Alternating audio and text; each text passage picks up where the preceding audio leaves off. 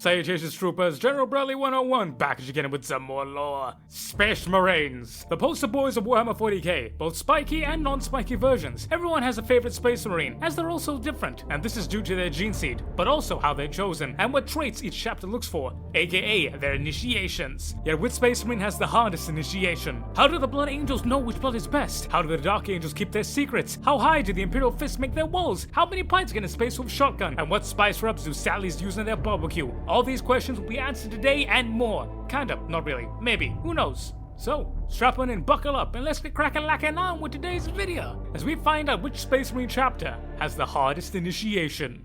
By the way, if you're someone who's going to be anal about these, allow me to provide the lube. Here's all the list of the sources. Have fun with them, chap. Now if you're watching this channel, you probably know how Space Marines are created. But on the off chance for those who do not know, here is a very brief summary. So it starts up with Big Ol' E, Mr. Golden Daddy himself, and he created 18 special children, known as the Primarchs. He also created the Thunder Warriors, which are barbarians, but really sick, and then the Custodes, which are the Ubermensch. Via a mixture of alchemy and genetic artifice, also a little bit of chaos shenaniganery, which may or may not have involved him having to bone Slanesh. But basically, the Space Marines were based off the DNA of the Primarchs. The Primarchs were meant to be his generals, and the Space Marines were meant to be his super soldiers. During the time of the Horus Heresy, each Space Marine Legion had its own way of recruiting, and looking for its specific genes and traits, which directly linked to their Primarch. After the Horus Heresy, this continued, at least for the Loyalist chapters. We'll get to what the Heretic Boys do in a later episode. Probably, maybe, if you guys want it. But for the Loyalist Boys, Space Marines are always taken from usually harsh and deadly worlds. But generally speaking, there is one consistent thing, that being that they have some type of warrior culture. Now, other than that, it's pretty much at random. You could be something like the Dark Angels or the Ultramarines who have relatively standard recruiting procedures,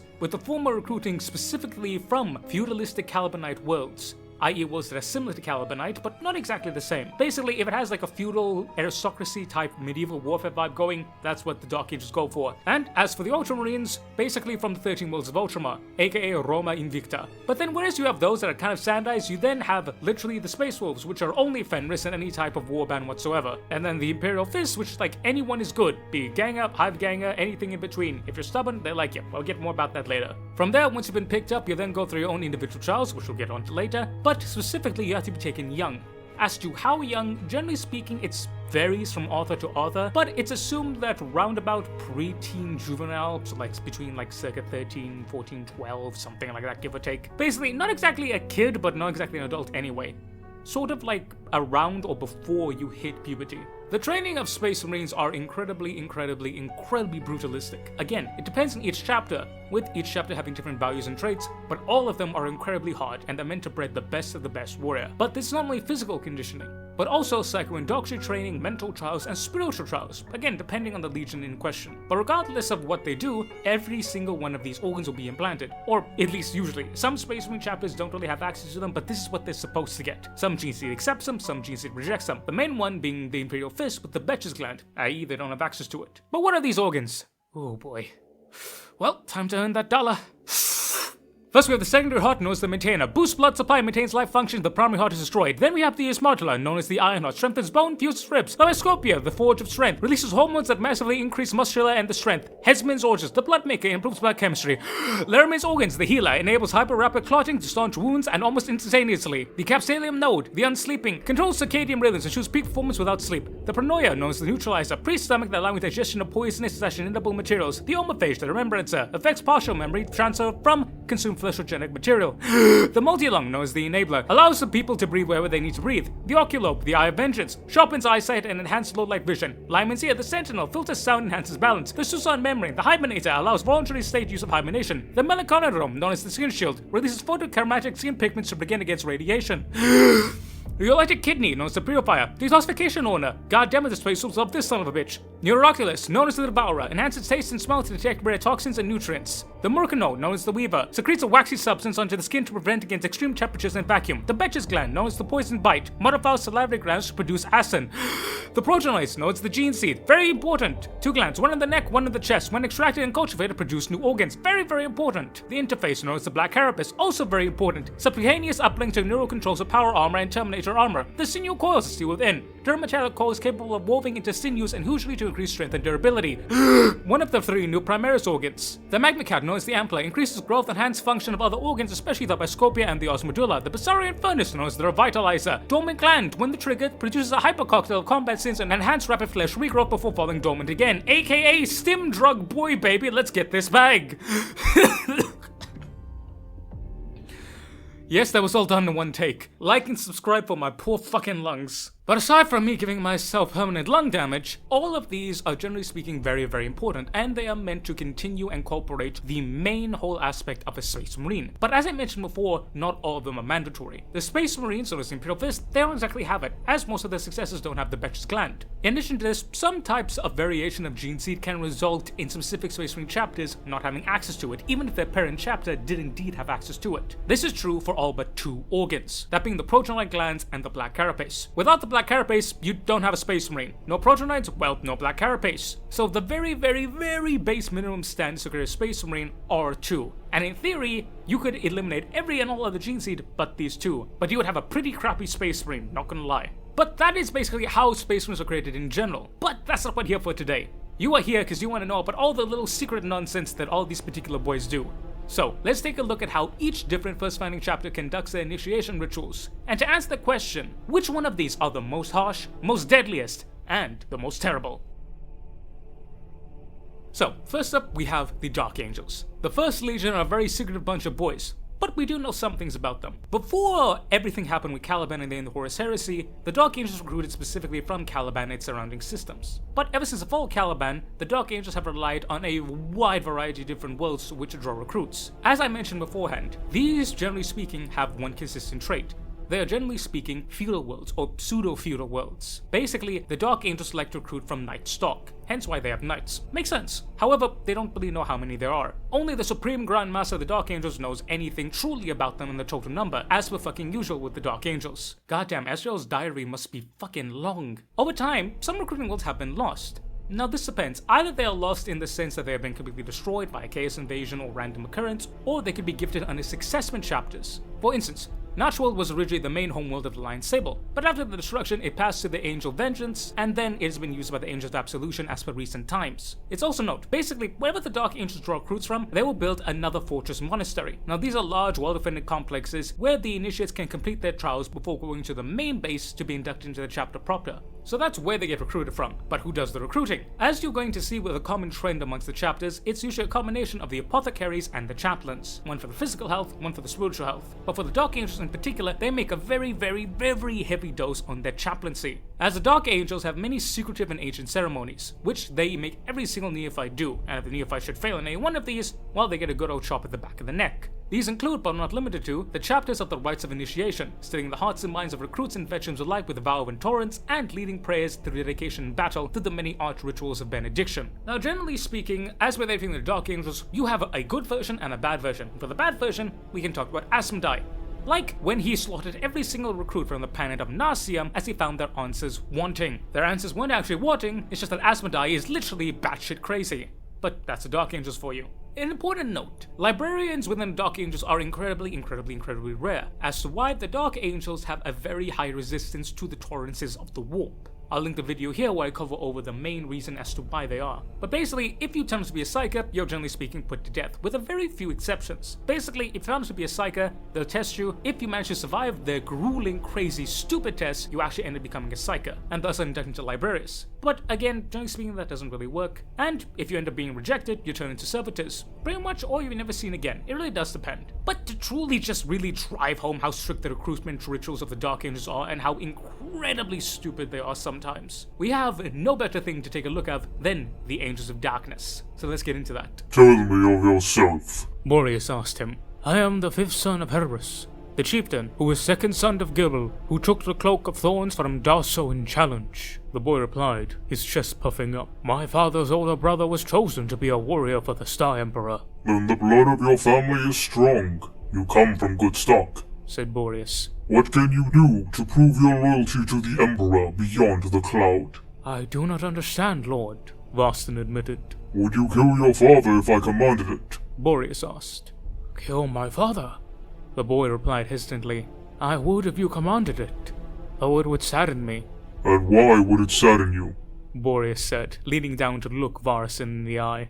The boy's face was reflected in the red lenses of his helmet. I would be saddened that my father had dishonored our people by offending the Emperor beyond the cloud and his star warriors. I cannot imagine any other reason why you would wish him dead. He has served his people well. And are you, a mere boy, to be judge of that? Asked Boreas, his skull helm staring at Varson. No, lord. I would follow your command to slay him, because you are a better judge than I, Varson said with a slight shake of his head. Good. Go outside, and tell your father you shall be leaving with us tonight. The next boy who was to be tested gave in to fear. Were he to return to his family dishonored, they would all become outcasts. Boreas took the boy into a hidden chamber filled with bones, and broke his neck, and laid him out to rest. May your soul be gone from corruption, and return to serve the Emperor in a new life. He intoned, kneeling, and laying a hand upon the boy's chest. We will tell your people the truth, that you died during your trial, and faced death bravely. They will be spared your shame. So what can we say about the Dangles? Looking at the Dark Angels, they are incredibly testing and grueling. But as per the nature, the Dark Angels focus far more on the spiritual side of it, as well as mental and physical training. But like all things with the Dark Angels, their paranoia has caused it to become kinda stupid.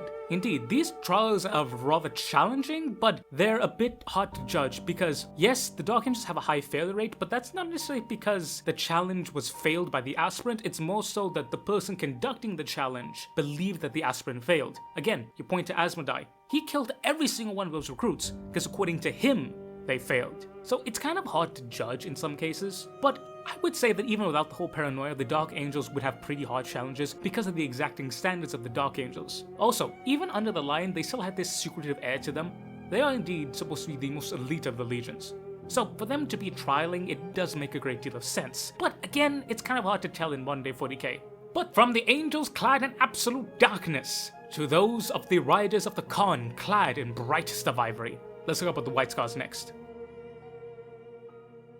So, the White Scars recruit solely from the tribe of Jagoras. Now, of course, this is because the planet's people are literally Mongol warriors, and if you know anything about the Mongols, they're pretty hard bastards. But it's more so the perspective that a Jagorian has. The Khan was a very beloved father to his people, and he loved his people in return. Jagorian people understand what it's like to ride free, they understand the open steppes meet the bright sky, they understand the happiness that comes from life. They get what the White Scars are. When the Khan came in, he really did build his chapter around Jagorian beliefs. So rooted are they in their homeworld's culture, that to the White Scars, it's pretty much unthinkable for them to pick anything else besides that of Jagorian. Because then it's a case of, now we have to teach them what it is to be a Jagorian, then teach them what it is to be a White Scar. So much so are the two terribly intertwined between one another. As per usual, chaplains and apothecaries play a major part in all types of enrolling when it comes to the Space Marines and their initiations. But it's noted that for the White Scars, Storm Seas in particular play an extra special part, as it is they, also known as the Zadian Agra, who ride out to watch up the Jagorian tribes when they are at periods of war. Particularly, they look for suitable candidates. The key aspects that are meant to be found here are an independence of mind, stoicism, raw cunning, and sheer warrior skill. Now,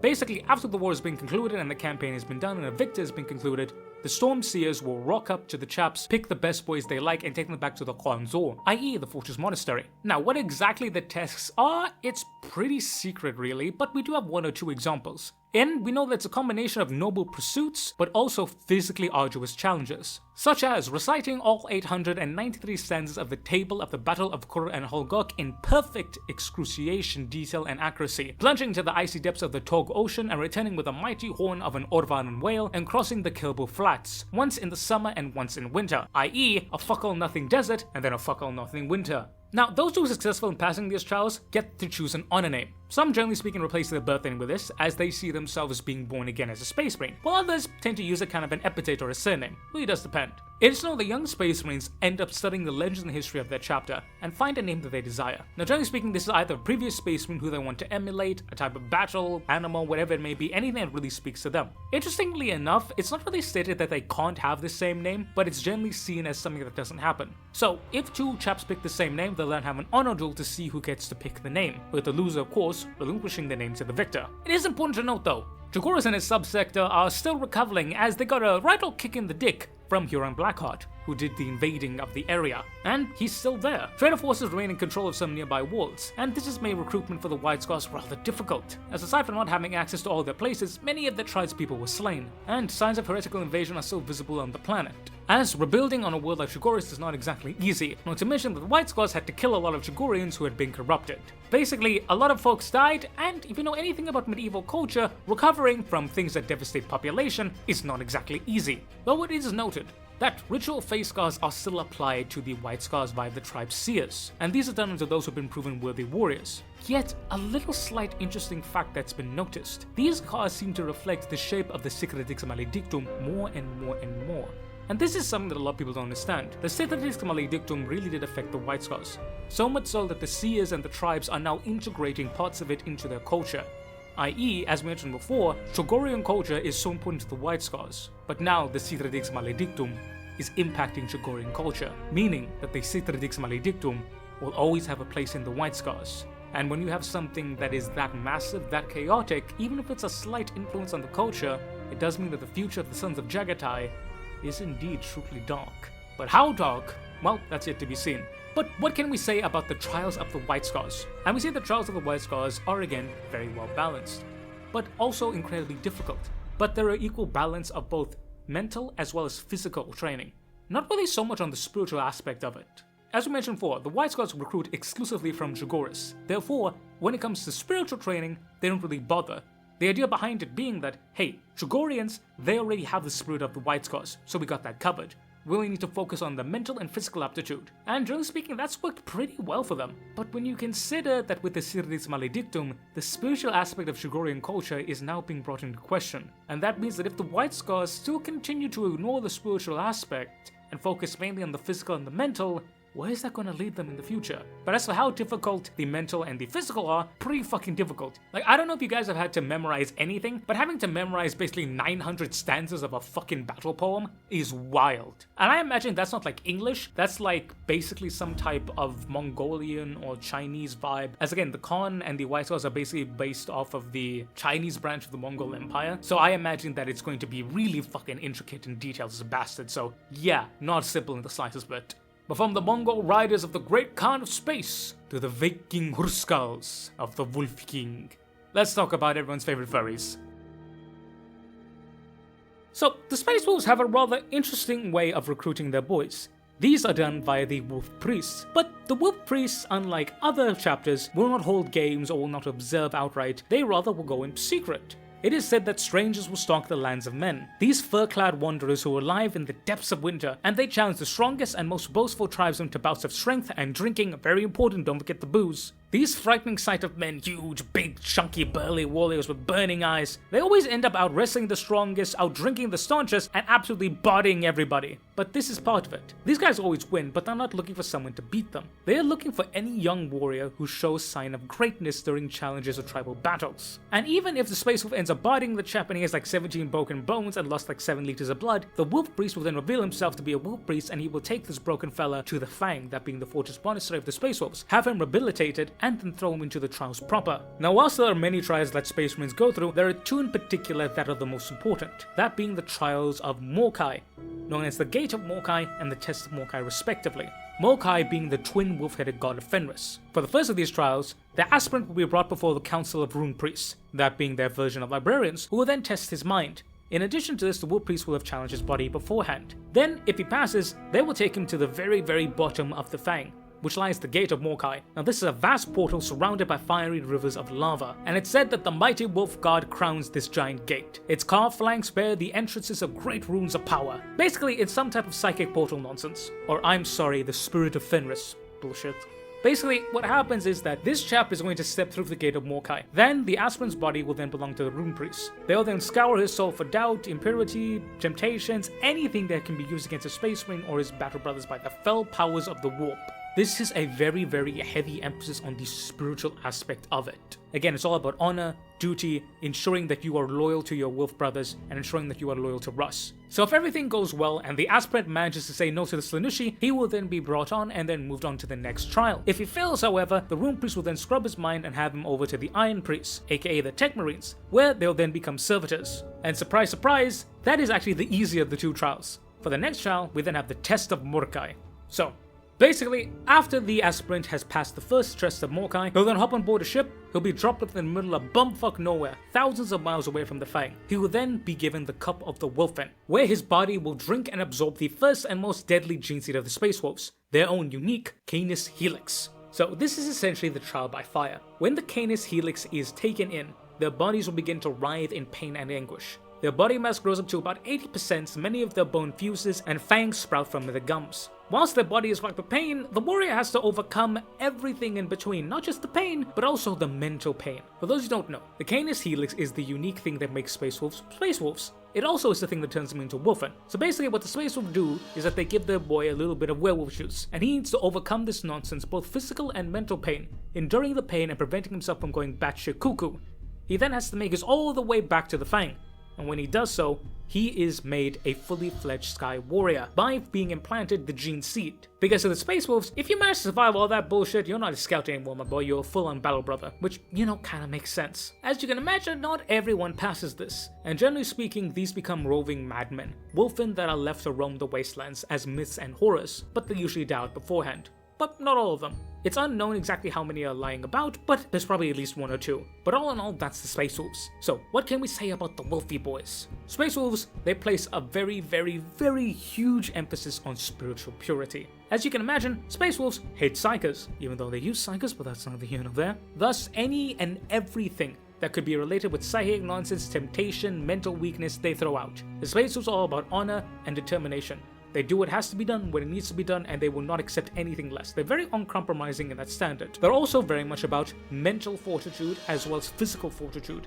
For a Space Wolf, you have to be able to outdrink everyone and outfight everyone in equal measure. In addition to this, you have to be able to overcome it and do what needs to be done, regardless of pain, emotion, or anything in between. Mental fortitude, spiritual fortitude, and physical fortitude. The one thing that they are lacking though is educational fortitude. Because while the trials that focus and centers exactly on being mentally strong, it doesn't exactly focus on wisdom. It's a very brute force approach to it, much like the Space Wolves themselves. So while, yeah, it's pretty good, I wouldn't exactly expect a Space Wolf to be answering what's 4 + 4 any day of the week. But it doesn't matter if he can't do math, he can punch your lights out and drink you under the table. But from the puppy pack of Lord Wolfie himself, we go to the staunch lemon walls of Lord Adorable. Let's talk about the Imperial Fists. The Imperial Fists are interesting in that they have one of the lower recruitment rates, for the sole fact, much like their Primarch, they are very uncompromising. They recruit from basically anywhere. They don't have one particular home world. Though it is noted that their homeworld of Inwit as well as the world of Necromunda are two that they are rather prized on. Terra as well, but as I said, anywhere. And the Fists are interesting because they have two qualities that they look for above any and all other. They do not care that if one chap has literally everything in all A's, if the other chap has these two things in S pluses, that being defiance. Physical, mental, as well as emotional defiance, and a aversion to pain. The Fist wants somebody who's going to spit in your face, and when you stab them for spitting in your face, they're going to call you a pussy and tell you to stab them again. That is a type of stubbornness and just unlogical rage and defiance that the Fists are looking for. The Fists love those qualities, that being defiance in the face of overwhelming odds and an indomitable will to endure. Some examples of feats that can get you into the Fists are a young fighter who faces his enemies bloody but with a weapon in his hand, a youth who crosses through miles of freezing dark to survive an attack by an old Gaul, as well as a warrior who's on the verge of defeat who's surrounded by his foes and when offered to surrender simply spits in the face and demands more. Again, if the chaplains see these guys and they see them doing this, they're going to pick them up and they're going to take them to the chapter for further evaluation. These then become aspirants, and they face a deluge of tests and screening rituals. These trials vary from hypno-assaults that flood the mind with terror to the intricate puzzles of coordination and mental agility. These normally accompanied by extreme sleep deprivation, distraction, and pain. We have examples of aspirants being granted rest only to wake up in a zero-gravity chamber surrounded by blinding lights and slowly draining air. All the while, he has to reassemble weapons from parts spinning around him. After this, chaplains will then literally pry open their minds and scour their brain for any sign of weakness or flaws that might become a seed of failure. Now, should an aspirant pass all of these trials, he will then be taken to the phalanx proper. From there, they'll have to fight to become initiates of the chapter proper. Yeah, all that shit happened, and now they're only becoming initiates of the chapter. It is noted that here, their old identities said to be fallen away, as they are said to pick out new ones. And they're put through a whole nother set of trials. such as bolter drills conducted in the very deep reaches of the phalanx against lethal kill servitors, strategic problems being processed while blood is being drained from their veins, as well as, without any and all exception, neophytes being underput the most utter and intense physical duress, yet not allowed to utter a single sound or have any one of their cognitive abilities reduced. This is what is known as the Crucible of Truth. It is said to be the fire that burns away all weakness and the artifice that tempers the soul. Now, whether or not this existed before during the days of Rogel Dawn, it's unknown. But the Imperial Fists do have a reputation of being somewhat masochistic, as they are known to place their neophytes in positions of increased, terrible, wretched pain, such as subjecting themselves to neural pain bombardment, literally stepping into glove-like devices that will tap into their very nervous system and cause them to have pain. But this culminates with the final undertaking, that being the surgical implementation of organs and other procedures that is performed without anesthesia, while the subject is fully conscious. Dude is not allowed to yell, he's not allowed to scream, he's not allowed to cry, nothing. He's supposed to take it there like a fucking Chad. So if finally, after all this, homie just doesn't straight up keeling over and die while having his gene seed implanted, he will finally become a fully fledged battle brother of the Imperial Fists. All these practices hone the core to what a warrior of Rogel Dawn is, to endure without breaking or showing weakness. So, let's take a look at the Imperial Fists. The Imperial Fists, generally speaking, are rather extra. Indeed, they kind of mirror the Dark Angels in this regard. But whereas the Dark Angels are kind of extra when it comes to their whole spiritual aspect, the Fists are very extra when it comes to the physical aspect. In my opinion, they place way too much emphasis on the sheer physical endurance of it. Ah yes, you need to endure everything, every little bit of pain. Pain is nothing to you. But I don't really see how hooking your boy up to literal nerve endings to insinuate that he's being on fire is going to really do much when he gets cleaved in twain by a greater demon. Like, yes, Space Marines need to be able to endure pain, but there's a limit to everything, and here we get diminishing returns. That being said, Imperial Fists are some of the most staunchest and stubborn, but this has come to bite them in the ass before. The Imperial Fists are defensive experts to a T, but they're a little too stubborn sometimes. So as we said, massive emphasis on the physicality, and again the mentality as well, but not nearly as much. And the spirituality, well, that's there, but it's not exactly the main focus. As I said, to a boy of Dawn, you need to be able to take every single pain imaginable and not give a fuck. So again, mental and physical mostly, and lacking on the spiritual. But from the yellow-walled lemony boys of Dawny to the beautiful, bountiful vampire boys of Mr. Golden Angel Fabulous Hawkboy himself, let's talk about the Blangos, baby. The Blood Angels, much like the White Scars, are generally speaking traditionally monosystem recruiters, their neophytes and thralls being exclusively gathered from Bal Primus and Bal Secundus. Now this is known during event as the Time of Choosing, and this is signaled by the Dulphus Lunarius. This is a centennial occurrence in which the moons are fully visible to each other, rather rare. Members of the chapter will then visit each moons and encourage their tribes for participation in the selection process. Though it is noted that sometimes if the Blood Angels getting the shit kicked in, a la the Siege of Ball, they may indeed circumvent this and call upon all the other boys to join up them and say like, hey, we kinda need boys, so get in the truck. The Blood Angels' trials are divided into a number of phases. On Bal Primus, the mightiest are chosen by the Blood Angels. Basically, Blood Angels will observe what's going on, be it in trials, combats, or just generally speaking the most promising, and they'll yoink them up. On Bal Secundus, however, it's different. Anyone who wants to become a Space Marine has to make their way to the Angels' Fall, and this is generally speaking considered the first link of the trials, braving death by radiation, mutant animal attacks, deprivation, starvation, etc., with the final and most notable stage being the journey by the Wind River using the Angels' wings, aka a glider. Now after they reach the Angels' Fall, the youths are then taken to the place of choosing. Now this is a giant square at the foot of a statue of Sanguinius,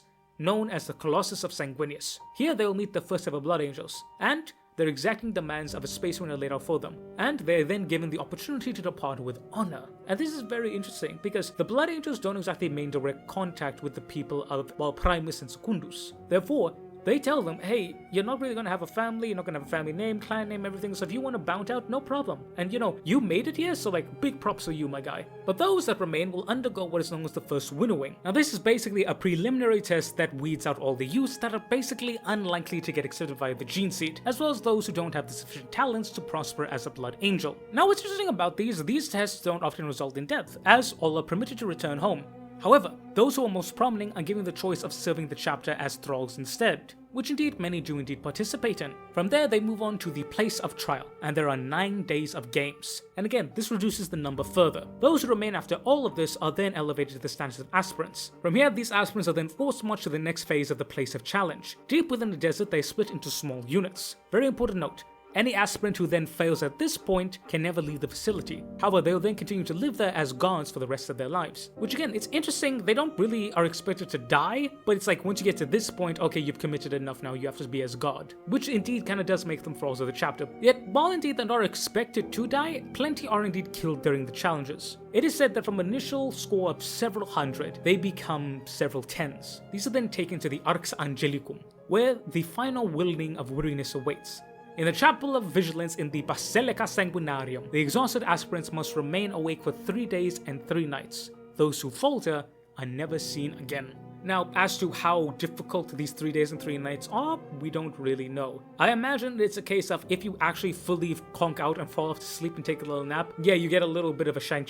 But if you manage to do all of this, we then come to the final and the most iconic phase of becoming a Blood Angel. But rather than me trying to yap to you myself, we're going to take a look at an excerpt from the novel Dante. The Blood Angels were angelic one moment, monstrous the next, when the red grail was filled with the blood of the sanguinary priests. Each boy was made to drink from it. Soon they all fell into a deep sleep. Lewis dreamed of Sanguinius, witnessing his Primarch's every moment of glory, defeat, shame, and hope.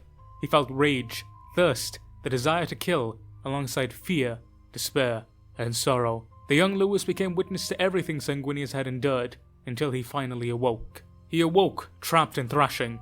The space he occupied was tilted off vertical, barely larger than his body, and full of liquid tainted red by bloody fragments.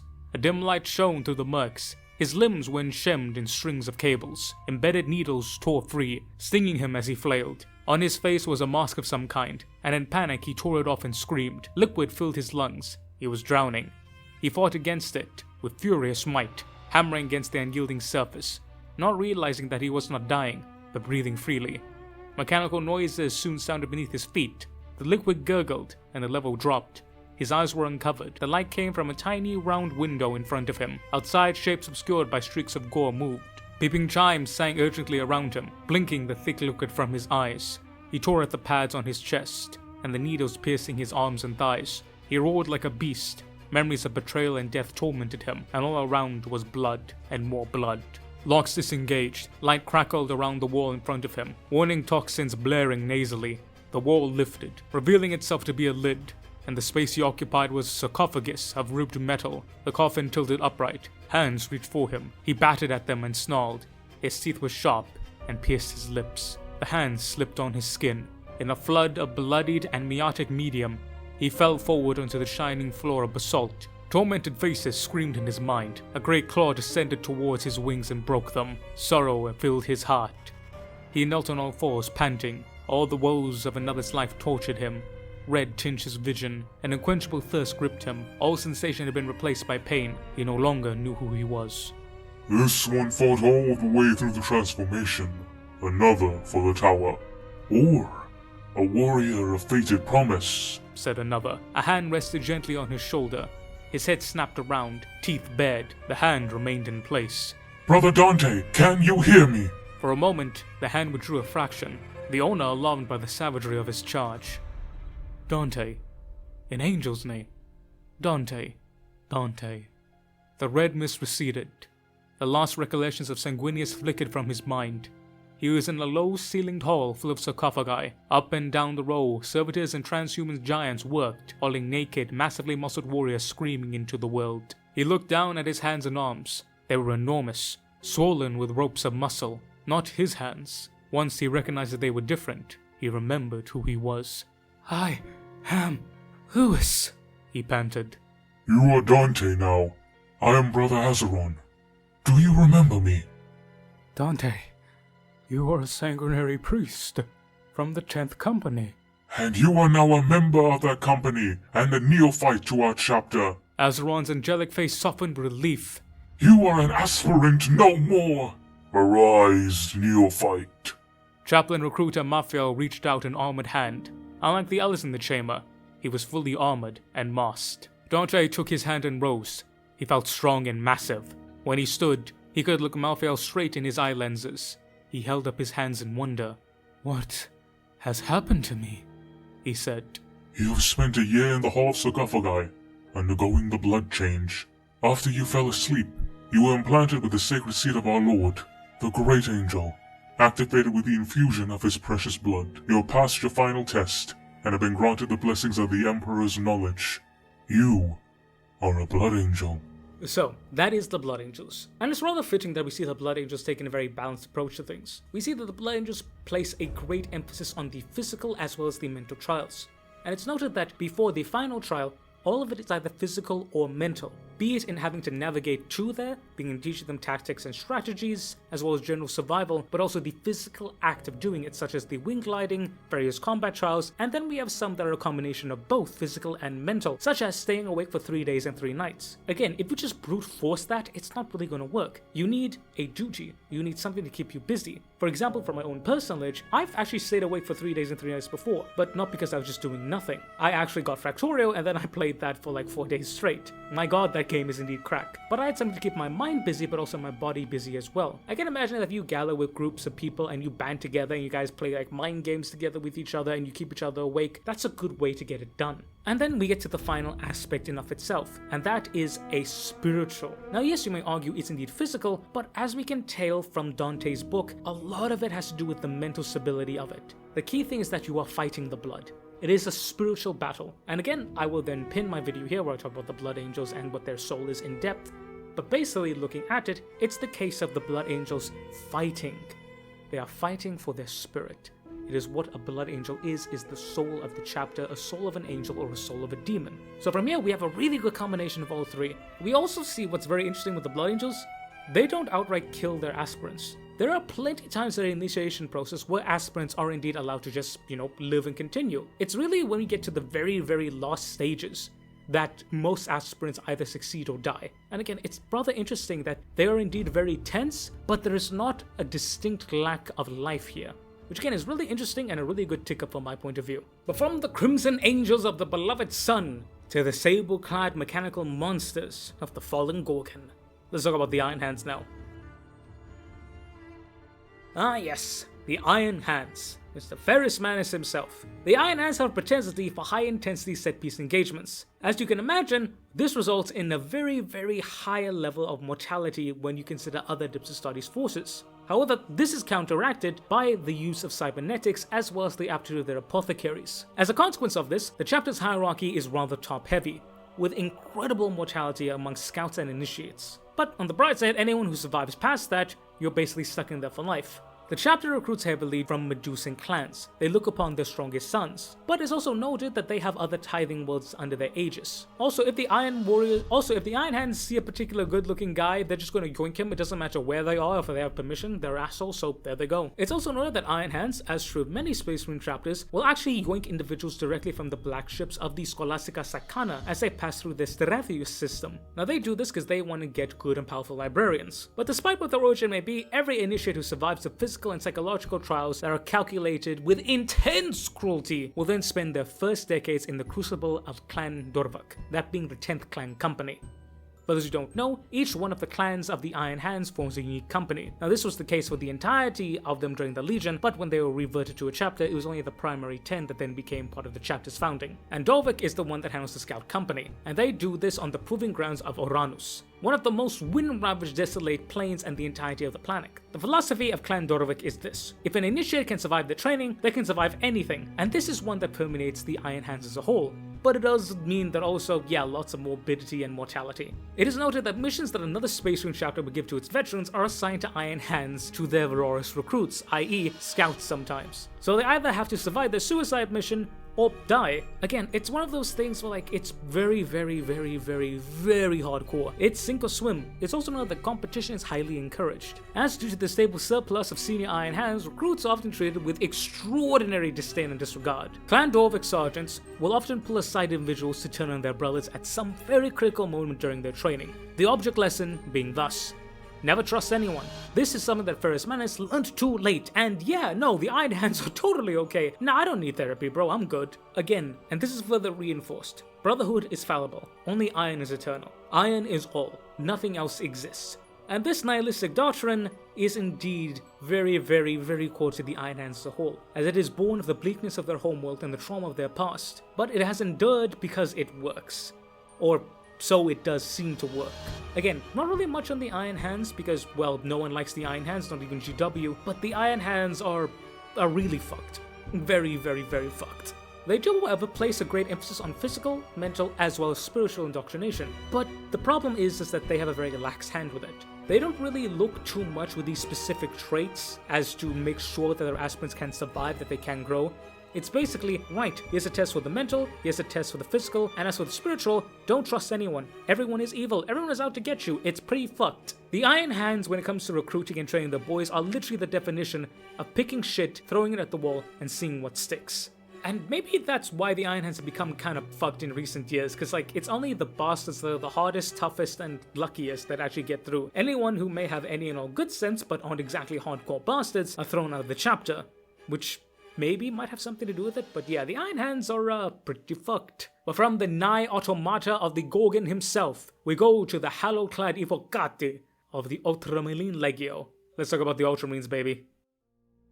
Ah yes, my beloved and beautiful blueberries. The Ultramarines are never short of aspirants, as they draw not from one world but 13 worlds. 13 worlds that they all directly control from, and this is very, very important. Such is the admiration held for the chapter amongst the populace of Ultramar that it is a massive amount of pride for families across the region to know that even any one of their sons or any part of their family is indeed a battle brother of the Ultramarines. And again, the Ultramarines, they do not take aspirants, they do not take neophytes, they do not take people, they don't come and claim you. You have to make your way to them at any time. It doesn't matter what year it is, what day it is, if you make your way to an Ultramarine recruiting, and if you get all that done, they'll then accept you into the first rung of it. And again, because of this, the fact that Ultramarines hail from a civilized realm of space, the fact that they value honor and decency, many people think that Ultramarine trials are easy.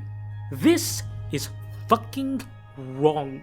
Their trials and initiator rites are no less arduous than any ferocious chapters, and surprising to most people, few aspirants go through the exact same process. Some of them can come through the Ultramar Auxiliary Academies, others are discovered on their own or approach the Ultramarines in their own way. Each world has its own way of traditions and seeks to outdo the others in terms of the quality of individuals that it produces. Again, these whole things can vary wildly from world to world.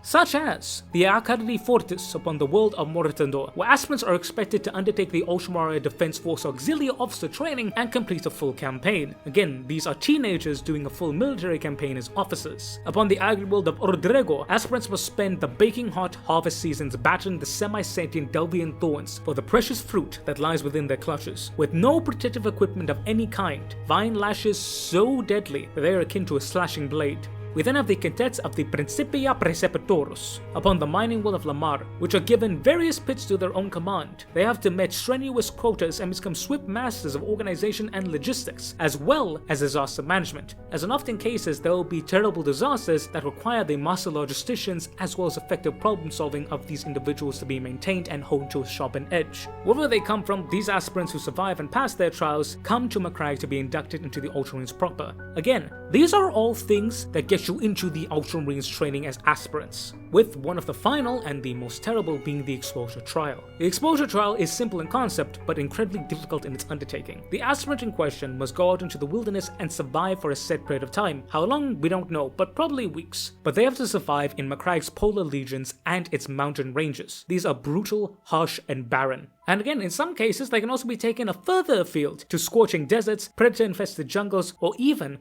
the crime-ridden labyrinths of a hive world. Again, these are usually all off-world from the Ultramar system, but what's interesting is that survival is not expected. And generally speaking, what ends up happening is that the Ultramarines will end up evaluating a particular aspirant on how far they got, with the greatest of them actually completing the whole circuit full sail. But the overwhelming majority of successful aspirants have to be recovered by the Ultramarines and given extensive medical treatments to proceed to the next phases of selection and training. But after this is done, the Ultramarine will go into training on a personal level, training mental, physical, and spiritual fortitude in the exacting standards and rigors of the Codex Astartes. From there, they will will join their squad and then work together as a unit. From there, they will then graduate into the scout company and then into fully fledged battle brother, with rigorous, strict adherence to the Codex Astartes, ensuring that every single box is ticked before they can move on to the next one. There is no jumping when it comes to the Ultramarines. So, looking at the Ultramarines, it's rather interesting. The Ultramarines are a very, very civilized chapter, and they pull on from a variety of sources. Each one of their own worlds has their own unique challenges, and we see that they're trained in each unique ways. To get into the Ultramarines, you have to show incredible physical, incredible mental, or again, incredible spiritual talent. From there, you're then placed into trials that train every single aspect of a Space Marine, every single aspect in every single way, to create the perfect all-rounder Space Marine. But they have one particular issue. That being their rigid adherence to the Codex Astartes, meaning that it is kind of like a test that is basically stipulated in the Astartes Codex. So if it's not in the Codex, the Ultramarines won't consider it, meaning that they can become rather predictable. But again, with the coming back of Guilliman, he's shaking this up a little bit and taking a much greater emphasis on rebuilding his boys and maybe his legion. But we don't exactly have direct one-to-one comparisons yet as exactly what he's done, but he has made changes. So we can assume that they've become better, but all in all, when looking at the Ultramarines, very well-rounded, very solid, and all in all, they're exactly what you expect from the poster boys of what a Space Marine should be. But from the marble hollowed columns of Ultramar to the dark night forests of Kievar, let's talk about the Raven Guard. So the Raven Guard are interesting. So for those of you who don't know, Corvus Corax had a lot of failed experiments in the Horus Heresy. He tried to create the Raptors, which succeeded until it was then poisoned by some chaos nonsense. But that then meant that the chapter's gene seed pool was both depleted and irreparably damaged. Thus, the Raven Guards do not have the Muricanoid, that being the implant that allows the Space Marine to sweat a substance that coats the skin and offers extreme resistance to heat, cold, radiation, and protection in a vacuum. Nor do they possess the Betcher's gland, which again allows the Space Marine to spit a corrosive poison. Due to the instability and relative rarity of their gene seed, the Raven Guards see the act of receiving their genetic material and their lineage as a combination of an incredible honor, but at the same time a burden. Thusly, they don't really give their things out lightly.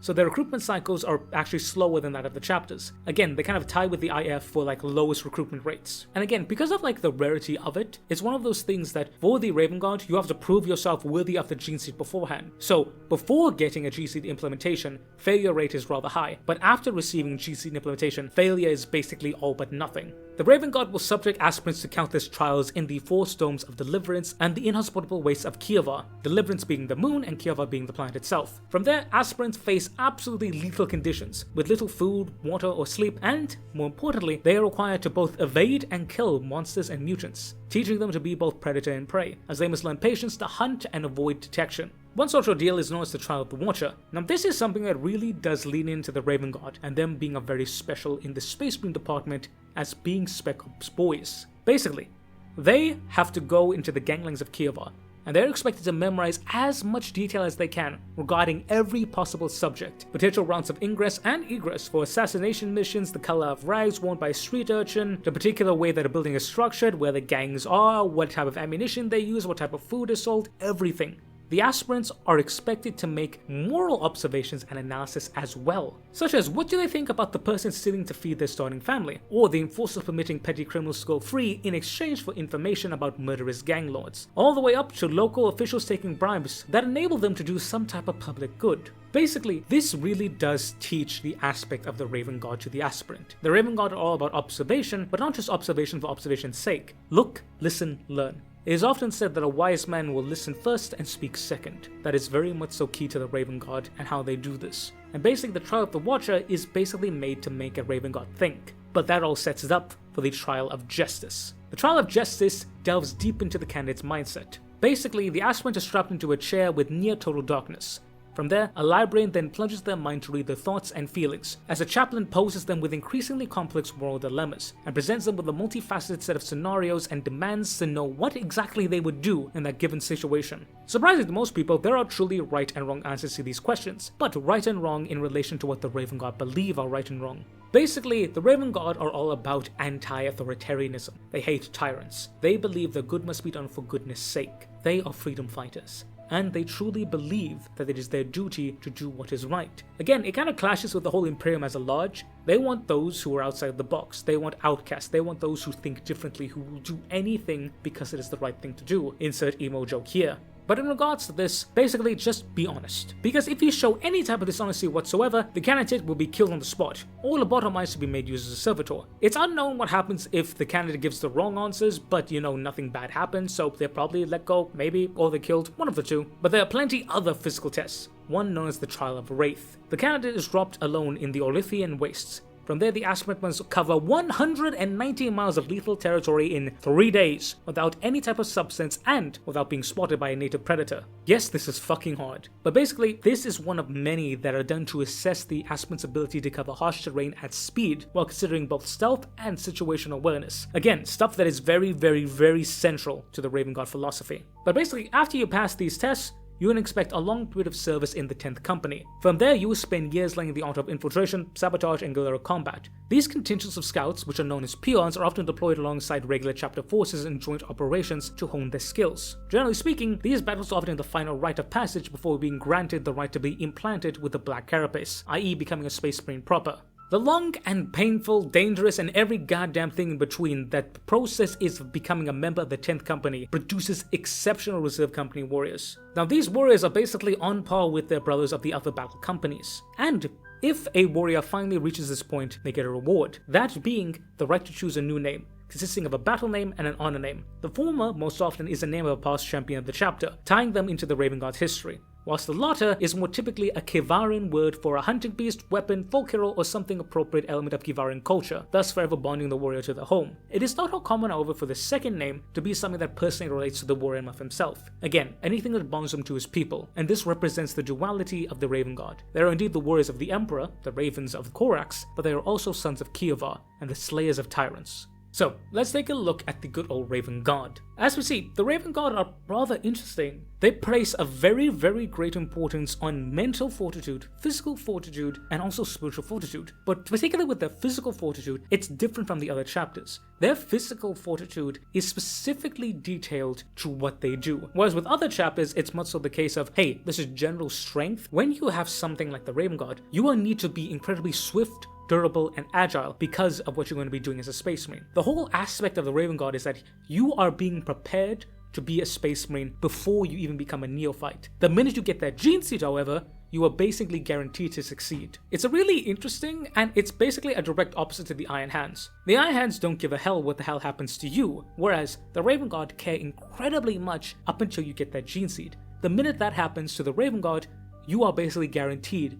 The question is not when, but how long will it take you to achieve the full status of Battle Brother. Also again, we see that there is a great deal of emphasis placed on the spiritual aspect. Corvus did not want to be a tyrant. He did not want to lead butchers and murderers. He wanted to lead those other liberators, liberating the worlds, liberating the galaxy. It's actually something that he struggled with a lot with during the heresy. So to see that this has still continued with his sons, it is really interesting that a great deal of mental fortitude and spiritual fortitude is placed. But again, it all ties really well to the chapter. It's a very well-rounded approach, and honestly, it's actually one of my favorites when you think about it. But while it is one of my favorites, it is not my favorite. Because whilst the sable sons of Kievar, clad in the raven skin, are indeed incredibly good at what they do, raven skin ain't nothing compared to drake skin hide. For now, we go to the last, the final, and my favorite, the Fireborn of Nocturne.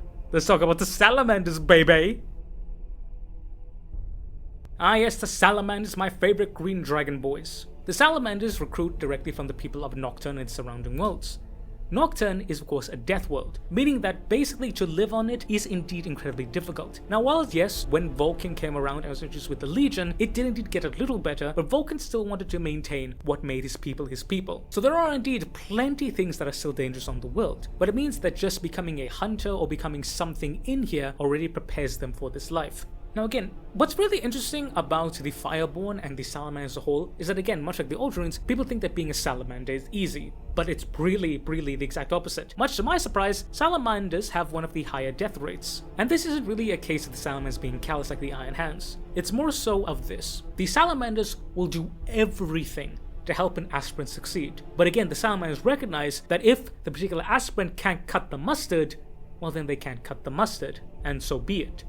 And the Salamanders don't feel anything bad about it, because the Salamanders do not demand that people follow. If a salamander sees someone and they see them good, they'll then present them and ask them, hey, do you want to come? If they say no, they respect it wholeheartedly. Thusly, those who enter do so willingly. Not to mention, those who perish are not marked with any form of disdain whatsoever. Those who enter and die as aspirants are actually honored by their families and honored by the salamanders. As to the salamanders, those who perish simply return to the earth as part of the cycle of Nocturne's death and rebirth. They are honored sons of Nocturne who wish to become Fireborn, and thus they did not waste their lives, but rather they gave their lives back onto the earth.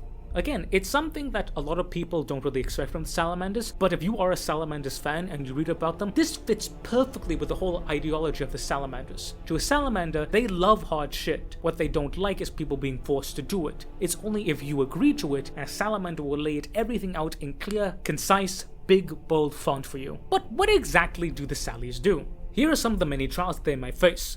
First are grueling marshes across the ash wastes and desert plains under the burning sun. These are generally speaking the first foretastes of any trials ahead for the recruit, and aren't really trials enough themselves because many people already do this enough themselves on Nocturne. The second form on hunting and evasion tests. Basically, a salamander will be forced to hunt or evade a particular set of creatures, whether they be a pack of Sarhan or pitted one-on-one against Leonid hunting in the Aradith Plains. Sarkar being essentially like desert wolves and Leonid being a giant lion. These creatures are plenty to root out the strong amongst the cohort of aspirants. And what this provides is a highly varied and changeable training regime. Recruitment in general, however, is based on two varied principles, that being the variations of earth and fire, such as the trials of the burning sands, the bleeding stones, the searing fire, and the savage beasts. Now, all of these are used to temper the aspirant in one aspect or another, and these trials lean very heavily on physical and spiritual, but there is a great deal of mental involved as it. Vulcan was all about tempering the mind. Vulcan was a blacksmith, he was a craftsman, he was an artificer. And that, generally speaking, describes the way that a salamander trains their recruits. Your hands must be strong enough to grip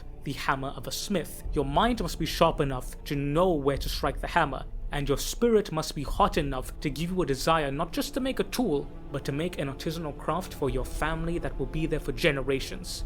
Again, physicality and spirituality are the main two aspects, but mentality is certainly not left behind. One unique trial is known as the Totem Path. Now, this is reserved for those aspirants, or on very rare occasions, late developing battle brothers. Basically, this is a trial to see if you are indeed going to become a librarian. It's form of a psychic vision/journey where a Lexicanum, the lowest rank of librarian, must venture beneath Mount Deathfire. As with all recruitment and training endeavors, not every aspirant is expected to survive, though every battle brother is pretty much expected to survive. But basically, after this vision, you will be then put through a spiritual process to see if you're able to become a salamander librarian. Speaking of librarians, salamanders will also have their librarians undergo a test known as the Test of Mind. Basically, the librarians will line up the neophytes, and each and every neophyte will be placed under mental trauma. The librarians will recreate psychic trauma and assess the resilience to warp-borne attacks, but also mental and spiritual attacks. Basically, what demons like to do is that they like to play with your mind, give you visions of everything going to shit. To a salamander, you must be physically and mentally unbreakable. So, they will actually do that with the librarians to the neophytes, giving them a taste of it beforehand.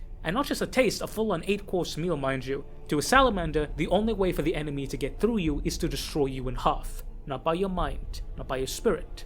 For of the three, it is the body that is the most weakest. But of course, I have to finish off with the most notable and the most fucking badass of all the trials of the salamanders. And regardless of which initiation is the hardest, this is without the doubt the most coolest. And this is not me being biased. This is 100% the most coolest initiation. For the final rite of induction to the chapter, all salamander neophytes must undertake the ritual of hunting and slaying one of their namesakes, the deadly salamanders, the greatest dragons that lurk within Nocturne's mountains. Basically, a salamander's neophyte will be given any arms and armor that they wish, but generally speaking, these are usually melee implements, as again, Vulcan hunted his boy with a melee implement, as is the culture of Nocturne. And again, these are usually forged by their own hands. But they will get this, they will go up, they will find the salamander, and they will kill it. Again, there are no stipulations to the salamander aside from it has to be a salamander. It also can't be a baby. It can be a juvenile, but not a baby. And again, no one has ever done that because the salamanders are not assholes. But dude, to become a space marine, you have to find a fucking dragon with a spear and shank the bastard and bring it home and then wear his hide upon your armor. That is so fucking badass. That is so badass. Literal dragon hunters, dude. I fucking love the salamanders, bro. But taking a look at the salamanders, we see that the salamanders are very holistic in their approach. Again, surprising everyone, they have one of the higher death rates, but that's only because of the nature of where their place is.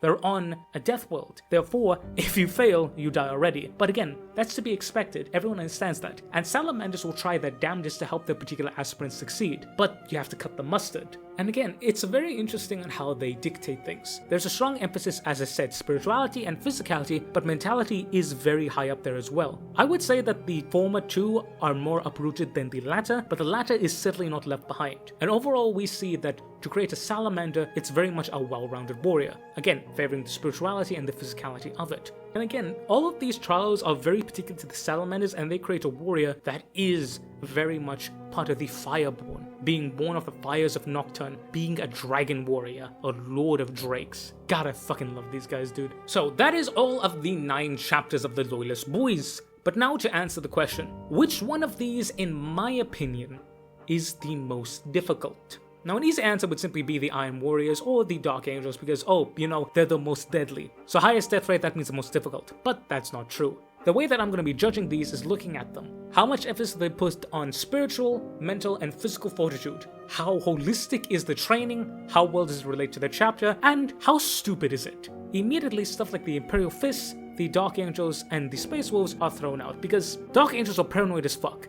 Space Wolves are crazy as fuck, and the Imperial Fists are masochistic as fuck. All of their particular flaws of their chapter has such an over-encumbering bearance on their trials and initiations that it just kind of ruins them. Yes, they're difficult, but they're not difficult because they're supposed to be difficult, they're difficult because they're artificially inflated, if that makes sense. Then you have a bit of a more holistically rounded approach, things like the Ultramarines, which are indeed rather difficult, but again, in my opinion, they are what a Space Marine initiation should be. The White Scars too also would fall into this category. They are what Space Marine initiation should be, but that doesn't exactly mean they're the most difficult. Then you have the Salamanders and the Raven Guard, incredibly well balanced and incredibly specialized. But again, they're incredibly balanced and specialized, yes, but when I look at them, they are more difficult than the standard ones, aka the White Scars and the Ultramarines, but they don't exactly scream to me the most difficult. Like, yes, both of them have difficulty points, but basically with these two, they have a point where you're basically guaranteed. So that then leaves me with the Blood Angels. It is in my opinion that the Blood Angels are indeed the hardest, most difficult initiation because they offer a holistic, whole-rounded approach. You have to be strong mentally, physically, and spiritually. Also, they don't artificially inflate their numbers. Plenty times, aspirants are allowed to go home, they're allowed to join the chapter, they're allowed to guard whatever. They don't kill people outright. And their particular challenge is the hardest because of that final initiation, that final test of the spirit of the soul being infected with that particular gene seed of Sanguinius. You have to be of mental, physical, and spiritual fortitude to succeed in all of those aspects, and it directly connects to the Blood Angels chapter. And again, whilst it does have a low success rate, that's not because they're artificially inflating it, it's just that the blood of Sanguinius is like that. It is incredibly difficult. It's not stupidly crazy like the Dark Angels. It is significantly more crazy than the baseline of the Ultramarines, and it has a lower success rate than things like the Salamanders and the Raven Guard. All in all, this leads me to believe that the Blood Angels take the #1 spot as the hardest, most difficult, and not stupidest initiations of all of the Space Marines. So yeah, Blangos for the win. But yeah, holy cow, that was a lot. That was a whole hell of a lot. But ladies and gentlemen, that has been me. That's been talking. My voice is hoarse. I might as well get a settle for that bastard. But yeah, let me know what you guys think down below. Looking at it, I love that each and every chapter is so incredibly unique. And any chapter that is stupid because the chapter has like flaws that are character issues. I like it personally. Again, to me, I love Salamanders, but the Raven Guard really came in, right? I saw the Raven Guard and I was like, whoa, that's really fucking cool. I love that for them. But let me know down below. Do you guys agree with me? Do you think that the Blood Angels deserve the #1 spot? Do you think that another chapter deserves the #1 spot? And which one of these are your favorite? Would love to hear comments down below. And let me know, do you guys want me to do another thing for the similar topics? The next one being the Traitor Legions, and then talk about everyone as a whole. Would love to hear your thoughts down below. But I would say a massive thank you to you guys for watching, but even a more massive thank you to my awesome members and Patreoners. Big shout out to my beautiful officer corps, Mr. Eddie V3 and Miss Majora of the Void. Big shout out to my Sartre tier members, Mr. Damiak, Mr. Andy McGee, Mr. Wolfsmith the Fireheart, Mr. Corns Butcher,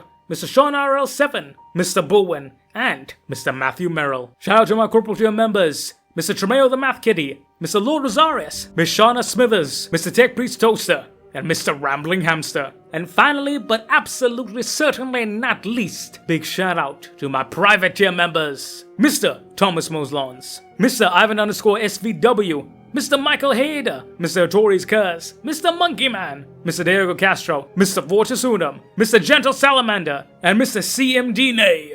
Thank you, each and every one of you. I love y'all, I appreciate y'all, and this means the absolute bloody world to me. So sign up today with the memberships, you get a bunch of awesome access to behind the scenes stuff, early access to these videos, and making the channel work, private memberships, private votes, as well as a bunch of awesome exclusive benefits, including some awesome things behind the scenes, votes, and good old membership badges. But remember, this will always be free. Best way to support the channel is to like, comment, share, subscribe, and watch this video, and whether give your boy a dollar or not, I would love you just the same. Mwah! But ladies and gentlemen, now I've been General Bradley 101. You've been beautiful, awesome, amazing people. Thank y'all also very much for watching. Y'all make sure you stay lol and hard out there, boys and girls. And I will catch y'all next time. Dismiss, Rangers!